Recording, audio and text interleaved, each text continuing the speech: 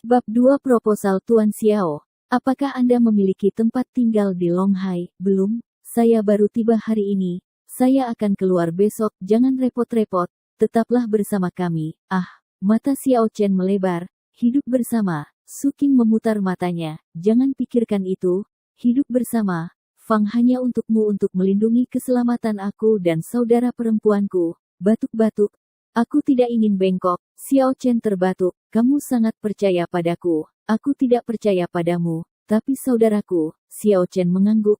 Tatapan aneh melintas di matanya. Aku pasti akan melindungi saudara perempuanmu. Tidak peduli masalah atau masalah apapun yang ada. Aku akan membantumu menyelesaikannya. Oke, terima kasih Tuan Xiao. Su Qing menunjukkan senyum dan dia mengubah kesannya tentang Xiao Chen. 9 hehe. Terima kasih. Kakakku dan aku adalah saudara, Tuan Xiao. Su Qing, kamu harus berhenti memanggilnya Tuan Xiao. Sepertinya kamu menyewa rumah, Anda dapat memanggil saya dengan nama saya atau saudara Chen. Su Qing mengangguk. Xiao Chen, meskipun kamu dan saudara laki-lakiku adalah rekan seperjuangan, tetapi karena kamu datang ke kota Longhai untuk membantuku, aku tidak bisa membiarkanmu melakukannya dengan sia-sia. Bagaimana dengan gaji bulanan tentatif sebesar 20.000? Xiao Chenyi terkejut.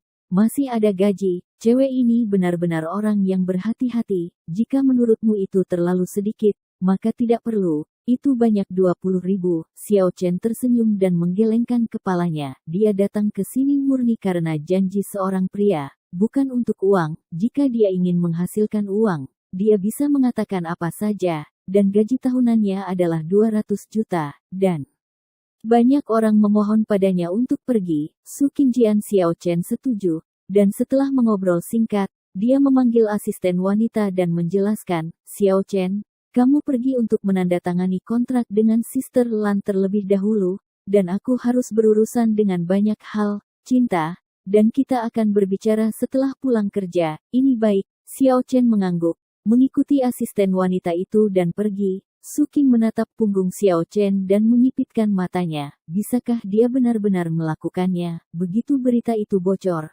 masalah besar dengan banjir datanglah ke kantor berikutnya. Kakak Lan, kita adalah setengah rekan di masa depan. Mari kita saling mengenal lagi. Nama saya Xiao Chen. Xiao Chen mengulurkan tangan kanannya dan tersenyum pada asisten wanita. Ini adalah wanita centil, 2 genit, kadang.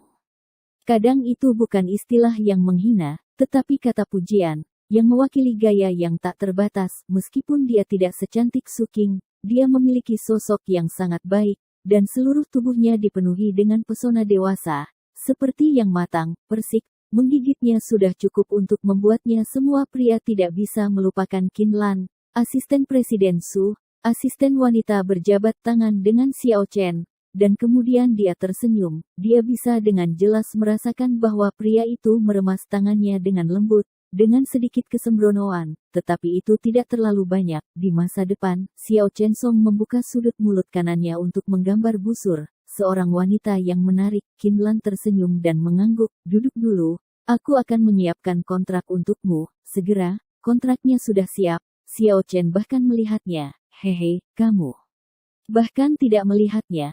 Saya tidak takut ini menjual tubuh seseorang. Kontrak menjual tubuh seseorang, dijual ke Su Qing. Saya tidak akan memakannya. Bagaimana kalau menjualnya kepada saya? Qin Lan Mei tertawa. Menjualnya padamu? Xiao Chen melirik Qin Lan dan menyeringai. Itu bahkan lebih menguntungkan. Kebajikan. Qin Lan menatap kosong pada Xiao Chen, tetapi tidak marah. Setelah beberapa obrolan ringan, hubungan antara keduanya jelas, itu jauh lebih dekat. Dan Xiao Chen juga belajar tentang Su Qing dan situasi perusahaan saat ini dari mulut Qin Lan. Meskipun ada banyak masalah, dia masih samar-samar merasa bahwa ini bukan alasan mendasar mengapa Su Qing menelepon kakaknya. Aku tidak mengerti. Xiao Chen tidak memikirkannya lagi. Setelah menunggu lama, dia secara alami akan tahu, jangan bicara omong kosong denganmu, kamu minum teh dulu. Aku tidak lihat itu. Dan tanda tangani namaku, akta, betapa ruginya, lihat filenya. Xiao Chen melihat tumpukan besar dokumen dan tergagap, begitu banyak. Yah, ini adalah dokumen internal perusahaan. Setelah saya berurusan dengan mereka, saya akan menyerahkannya kepada Presiden Su. Oh, Xiao Chen dengan santai mengambil salinan dan melihatnya. Qin Lan tidak peduli padanya lagi, dan menundukkan kepalanya untuk melakukan pekerjaannya sendiri. Sekitar 5 menit kemudian, Xiao Chen meletakkan dokumen itu di depannya. Saudari Lan, bagaimana menurutmu? Hah, Qin Lan tercengang, melihat lebih dekat, dan melebarkan matanya. Ini yang kamu komentari. Ya, saya tidak tahu perusahaannya, jadi saya bisa hanya berbicara tentang aspek umum, detail. Hanya saya yang bisa mengandalkan Anda, Nona Lan. Qin Lan melihatnya lagi dan mengangkat kepalanya tiba-tiba. Matanya sedikit bersinar. Xiao Chen tercengang. Kakak Lan, mengapa kamu menatapku seperti ini, Bakat? Ayo, bantu adikku untuk menangani ini juga. Setelah Qin Lan selesai berbicara, dia memberi Xiao Chen beberapa salinan lagi. Apakah kamu bekerja? Xiao Chen terdiam.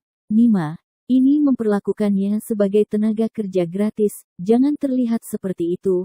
Aku akan mengundangmu untuk makan malam hari lain. Satu oke. Xiao Chen mengangguk dan menanganinya lagi. 20 menit kemudian, dia meletakkan beberapa dokumen di depan Qin Lan. Qin Lan lamban. Begitu cepat, tidak bisakah itu ditangani dengan sembarangan? Tapi setelah membacanya, dia tidak tahu harus berkata apa lagi. Setelah waktu yang lama, dia mengeluarkan sebuah kalimat, apakah kamu bercanda tentang pekerjaanku? Sebelum Xiao Chen bisa mengatakan apa-apa lagi, telepon di atas meja berdering. Qin Lan men gangkat telepon, setuju dan menutup telepon. Duduk dulu, saya akan turun dan mengambil kurir. Saudari Lan, serahkan pekerjaan kasar ini kepada saya dan saya akan membantu Anda mendapatkannya. Oke, terima kasih banyak. Setelah Xiao Chen pergi, Qin Lan mengambil beberapa dokumen lagi, memikirkannya, dan datang ke kantor Presiden. Xiao Xing, ini dia. Qin Lan tidak memanggil Tuan Su ketika tidak ada orang luar,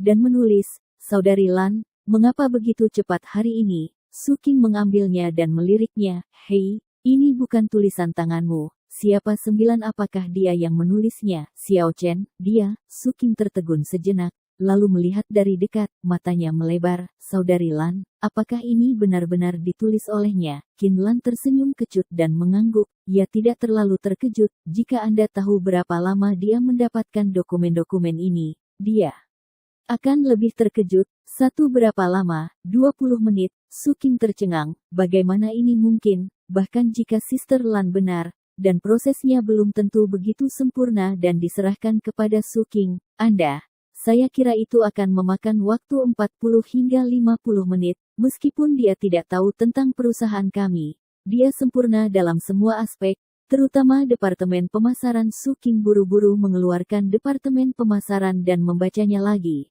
Seperti yang dikatakan Qin Lan, sangat sempurna, dan memecahkan masalah yang menyebabkan dia sakit kepala selama beberapa hari. Xiao Xing, apakah anak ini benar-benar rekan seperjuangan saudaramu? Apakah ada bakat seperti itu di tentara? Su Qing memandang Qin Lan dengan nada aneh. Jika saya mengatakan dia di tentara, mereka memelihara babi, apakah kamu percaya? Le 1 Qin Lan tercengang. Babi, di kantor. Kedua wanita itu tidak terlalu tenang, dan Xiao Chen, yang menerima kurir, juga penuh dengan rasa ingin tahu. Kemasannya sangat ketat.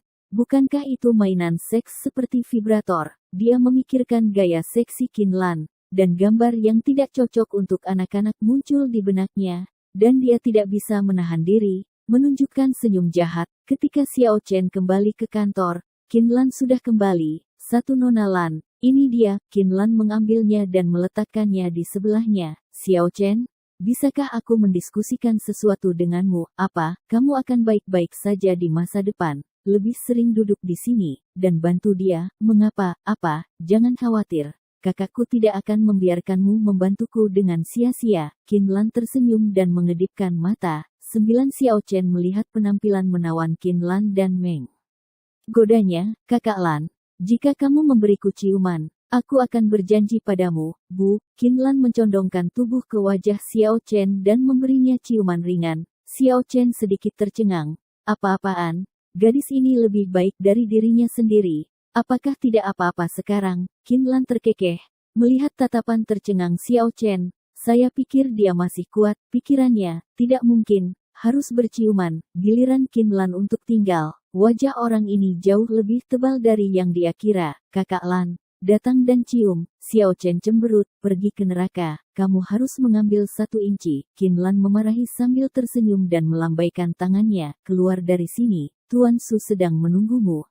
Oke, kalau begitu aku akan keluar dari sini. Selamat tinggal, Suster Lan. Xiao Chen tersenyum dan melihat Su Qing keluar dengan tasnya begitu dia meninggalkan kantor. Libur kerja, Ayo pergi. Keduanya naik lift ke lantai bawah ke tempat parkir. Ketika Xiao Chen melihat Presiden Maserati kulit hitam, matanya jelas berbinar. Su Qing memperhatikan tatapannya dan melemparkan kuncinya. Ayo dan mengemudi. Oke. Xiao Chen menyeringai, menyalakan mobil, dan perlahan melaju menuju pintu. Sebelum kami sampai di pintu, saya melihat sekelompok besar orang datang dari luar.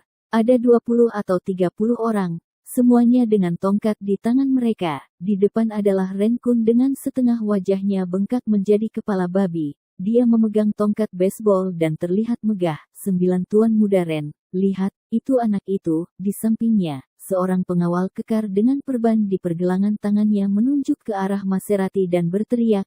Ren Kun melihat lebih dekat. Wajahnya muram. Hentikan mobilnya. 20 atau 30 preman setuju dan hula memblokir jalan. 9 Ren Kun mengangkat tongkat basebalnya dan menunjuk Xiao Chen di kursi pengemudi Maserati. Nak, dapatkan persetan dengan Lao Su dan minta pesan, koleksi, hadiah pukul 8 malam, dan pembaruan.